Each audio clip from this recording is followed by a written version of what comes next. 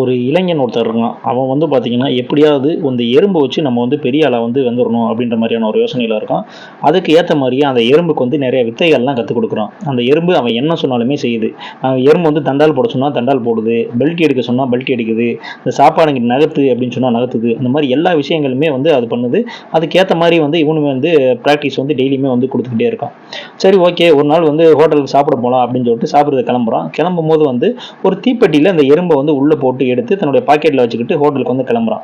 கிளம்பி போய் ஹோட்டல்ல உட்கார்றான். உட்காந்துட்டு இதுதான் வேணும், அந்த சாப்பாடுலாம் வேணும் அப்படின்ற மாதிரி வந்து வெயிட்டர்கிட்ட வந்து சொல்லிட்டு கொஞ்ச நேரம் வந்து வெயிட் பண்றான். வெயிட்டரும் உள்ள போயிட்டு அந்த சாப்பாடெல்லாம் வந்து ரெடி பண்ணி கொண்டு வராரு. ஆனா அந்த கொண்டு வரதுக்கு கொஞ்சம் நேரம் டைம் ஆகுது. ஸோ அது வரைக்கும் என்ன பண்ணலாம்னு தெரியாம நான் பாக்கெட்ல இருந்த தீப்பெட்டியில இருந்து அந்த எறும்பை வந்து வெளியில எடுத்து டேபிள்ல வச்சு அதுக்கு வந்து திரும்ப வந்து ஒரு பிராக்டிஸ் வந்து கொடுத்துக்கிட்டே இருக்கான். ஒரே ஒரு அரிசி பருக்கையை வச்சு இதை வந்து சாப்பிடு அப்படின்னு சொல்லி பிராக்டிஸ் வந்து கொடுத்துக்கிட்டே இருக்கான்.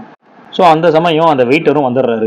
வெயிட்டர் வந்தோடனே அந்த வெயிட்டர் கிட்ட சொல்கிறான், அங்கே பார்த்தியா அந்த எறும்பை என்ன பண்ணுது அப்படின்னு சொல்லிட்டு பார்க்க சொல்கிறான். ஆனால் அந்த வெயிட்டர் வந்து ஐயோ எறும்பா அப்படின்னு சொல்லிட்டு அடுத்த செகண்டே வந்து சத்துன்னு கையில் அடித்து அதை வந்து கீழே வந்து தள்ளிட்டான்.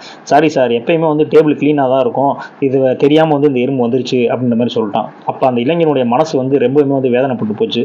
அப்போ தான் அவனுக்கு வந்து புரியுது, ஒருத்தருடைய திறமை வந்து எந்த இடத்துல காட்டணுமோ அந்த இடத்துல தான் காட்டணும், தேவையில்லாத இடத்துல காட்டினா இப்படி தான் ஆகும் அப்படின்ற விஷயம் அந்த இளைஞனுக்கு அப்போ தான் புரிஞ்சிச்சு.